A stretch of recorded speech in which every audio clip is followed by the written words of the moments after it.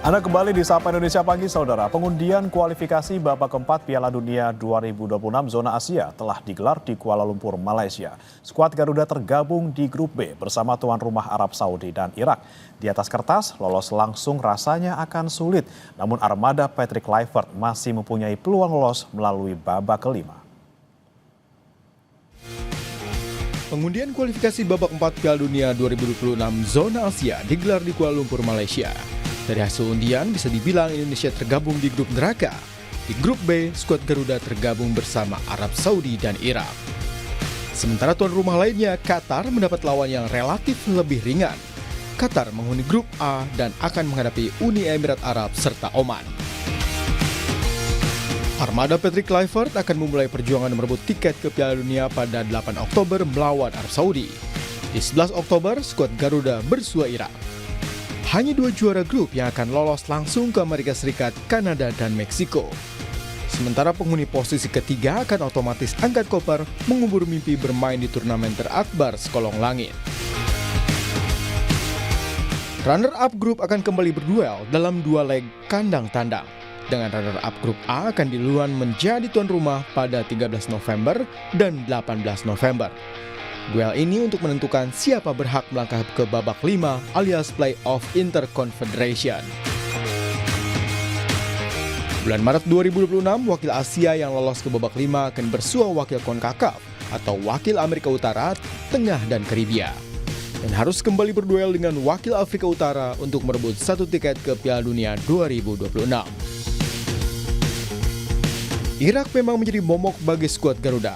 Indonesia tak pernah menang dari 3 pertemuan, baik di kualifikasi Piala Dunia maupun Piala Asia. Dalam duel terakhir pada kualifikasi Piala Dunia putaran kedua, skuad Garuda menyerah dengan skor 0-2. Namun, bukan berarti peluang Jay Itzes dan kolega tertutup. Indonesia memiliki tren bagus kala jumpa Arab Saudi.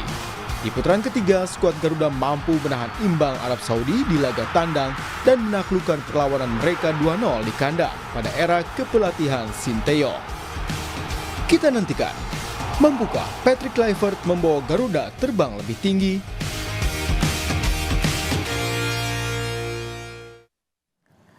Dan saudara, kita ulas calon lawan Indonesia di kualifikasi Piala Dunia 2026 putaran keempat bersama pengamat sepak bola Anton Sanjoyo. Selamat pagi Mas Joy. Selamat pagi. Ya Mas Joy, kita sudah tahu nih Arab Saudi dan juga Irak bakal jadi calon lawan timnas di tanggal 8 dan juga 11 Oktober. Nah kalau Anda lihat mungkin dari kemarin-kemarin kita sudah bertanding lawan Arab Saudi menang, kemudian tapi kalau melawan Irak nih belum pernah menang gitu ya kalau untuk di kualifikasi. Anda melihatnya peluangnya seperti apa? Kemudian ada nggak sih kekurangan-kekurangan dari kedua tim ini yang bisa jadi peluang buat kita?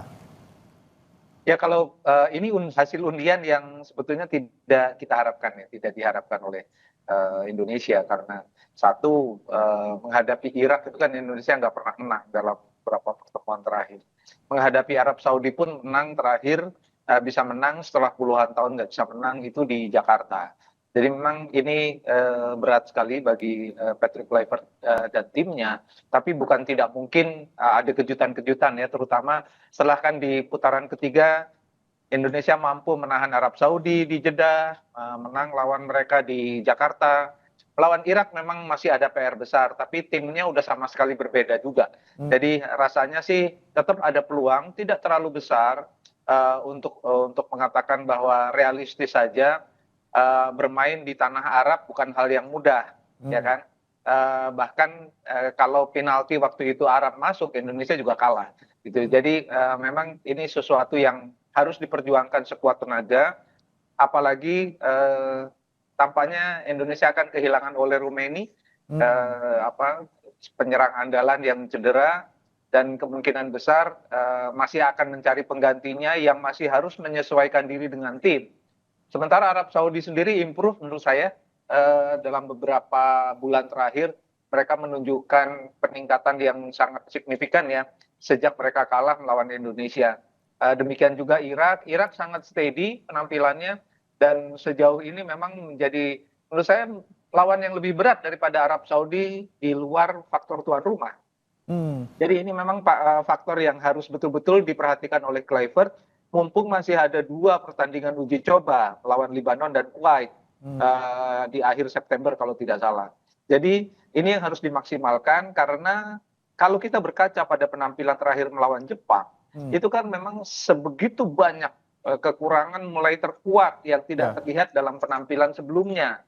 Nah, ini yang harus diperhatikan betul-betul karena saya rasa untuk menghadapi Jepang yang bukan tim terbaik sebetulnya yang mereka turunkan, bukan skuad terbaik, kekurangannya masih sangat menonjol sehingga rasanya memang harus banyak pembenahan terutama di sektor pertahanan yang selama ini sebelum melawan Jepang kita anggap nih yang sudah yang terbaik.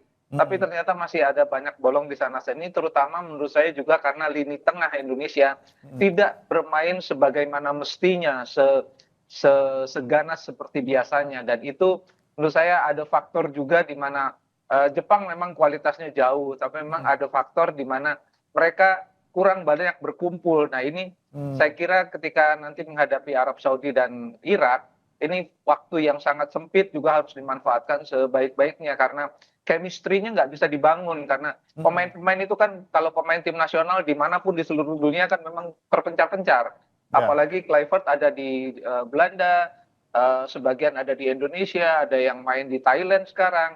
Jadi Hmm. memang ini kumpulan pemain internasional Hmm. yang butuh strategi khusus ketika datang, waktu hanya beberapa hari diramu sedemikian rupa menjadi tim yang solid. Saya kira itu Oke. PR terbesar dari Kluivert. Oke, kita harus lawan Arab di tanggal 8 dengan kondisi walaupun kita harus optimis karena kita sempat seri dan juga menang, tapi juga pasti ada fight back dari Arab Saudi yang tidak mau kalah juga kali ini. Tapi juga jaraknya kemudian sangat sempit nih, Bung Joy. Ketika kita lihat tanggal 8 Oktober kita main lawan Arab, tapi tanggal 11 ya, 3 hari kemudian kita langsung lawan Irak gitu. Anda melihatnya ini tantangannya semakin besar, semakin berat, dan apa yang harus disiapkan saat melawan Irak nanti? Ya inilah yang saya kira kita sudah tidak lagi bisa menengok ke belakang ya, karena soal drawing ini juga kan dalam tanda tanya besar. Hmm. Apalagi Arab Saudi dan Irak akan memainkan laga mereka itu pada pertandingan matchday terakhir. Jadi dalam tanda kutip sebetulnya seolah-olah sudah diatur Irak dan Arab Saudi harus ketemu di laga terakhir. Indonesia Hmm. bertemu tanggal 8 dan tanggal 11. Jadi itu udahlah itu nggak perlu dipersoalkan lagi karena memang sudah tidak bisa menghindar. Tapi memang betul-betul harus diperhatikan waktu recovery mereka, terutama dalam setelah pertandingan pertama melawan Arab Saudi, kemudian melawan Irak. Ini yang betul-betul soal rotasi dan kebugaran pemain ini akan menjadi faktor yang sangat-sangat kunci. Hmm. Dan memang ada masalah lain main di tanah Arab tidak pernah bisa mudah. Dan Ya. ini yang saya kira meskipun mereka pemain-pemain yang lama berkiprah secara profesional, Hmm. tetap tekanannya begitu kuat juga. Dan harus diingat juga sebetulnya tidak ada satupun manusia di Indonesia ini yang mengharapkan Indonesia bisa lolos langsung kan. Jadi Ya. menurut saya faktor mental di mana ada tekanan-tekanan besar Indonesia harus lolos langsung ke Hmm. Piala Dunia ini kan sebetulnya ketika putaran ketiga selesai kan sudah habis. Jadi Hmm. di sekarang pun menurut saya di putaran keempat lolos langsung rasanya memang sangat berat. Yang paling realistis adalah masuk ke putaran kelima dan itu Oke. perjalanan masih panjang. Oleh Oke. sebab itu menurut saya faktor mental di mana Indonesia harus bisa main santai Hmm. supaya bisa keluar semua kemampuannya itu juga jadi faktor kunci. Saya kira Kluivert dan timnya sudah memikirkan hal ini. Oke, nah tadi juga sempat Anda sebutkan Mas Joy terkait dengan kemungkinan Ole ini bakal bisa jadi absen gitu ya untuk membela Indonesia di putaran keempat. Kalau misalnya memang tadi kata Kluivert juga sudah siapkan plan B. Nah, plan B ini kira-kira orang-orangnya ada nama-nama nggak menurut Mas Joy? Mungkin ada Mauro Zestra mungkin yang akan nanti di naturalisasi gitu, atau mungkin pemain-pemain yang lain seperti misalnya Rafael Strike atau Ramadan Sananta?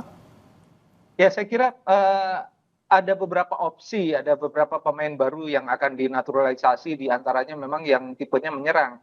Ada Ramadan Sananta juga yang belum teruji, masih ada Hoki Caraka, masih ada Rafael Strike, tapi mereka bukan yang striker murni itu cuma Hoki Caraka dan Ramadan Sananta. Hmm. Cuma mereka kan tidak perform selama ini. Tapi jangan lupa Indonesia punya Jens Raven yang tampil bagus sekali ya, melawan kemarin mencetak 6 gol melawan Brunei Darussalam di U23.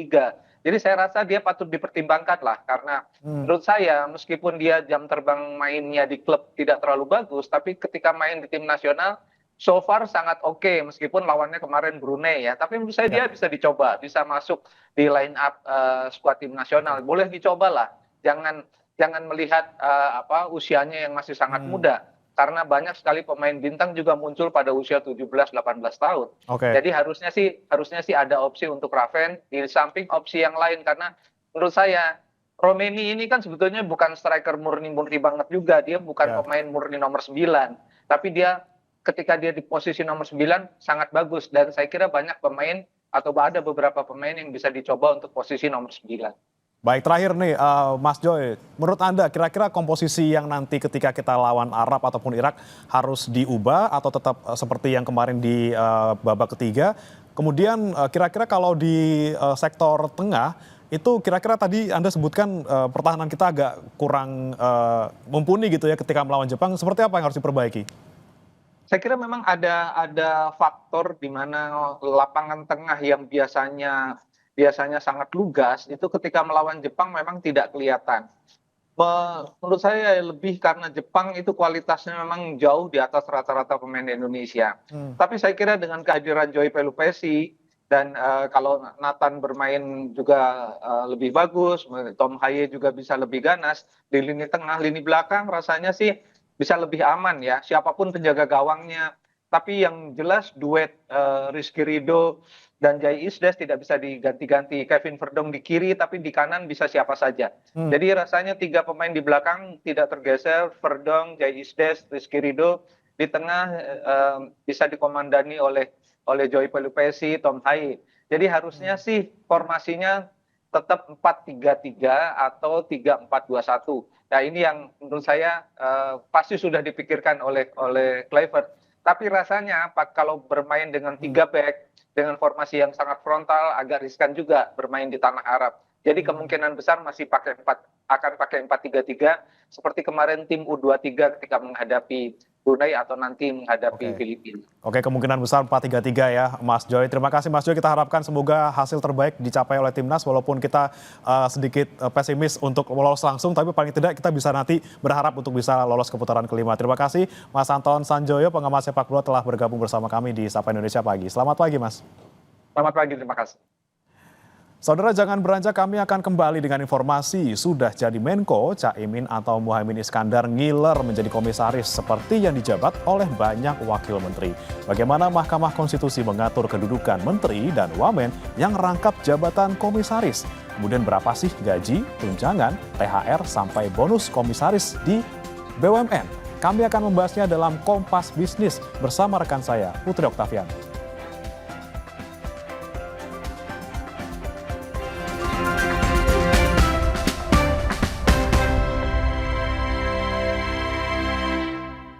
Kata orang, gue itu si paling kerja, syuting seharian, tiba-tiba sakit kepala. Oskadon, oke buat sakit kepala. Bekerja aktif di pusatnya, dapat diminum sebelum makan, tanpa ngantuk. Oskadon, solusi oke, sakit kepala. Pancenoye. PT PLN Persero Unit Induk Pembangunan Sulawesi berkomitmen dalam menjalankan transisi energi untuk mendukung tercapainya net zero emission dengan menghadirkan infrastruktur berbasis EBT di Sulawesi yang selaras dengan RUPTL 2025-2034. Hal ini menjadi wujud kesiapan PLN dalam memenuhi kebutuhan listrik masyarakat serta pelaku industri dalam menyediakan pasokan listrik yang andal, berkelanjutan, dan ramah lingkungan. Keberhasilan pengoperasian PLTM Galuwu 40 MW dan sistem kelistrikan 150 kV yang dibangun oleh PT PLN Persero Unit Induk Pembangunan Sulawesi membawa dampak signifikan terhadap perekonomian Kabupaten Banggai. Tercatat per Mei 2025, realisasi pendapatan daerah telah mencapai 700 miliar. Pembangunan PLTMG ini sekaligus menjadi langkah dedesialisasi dengan memanfaatkan potensi gas melimpah di Kabupaten Banggai.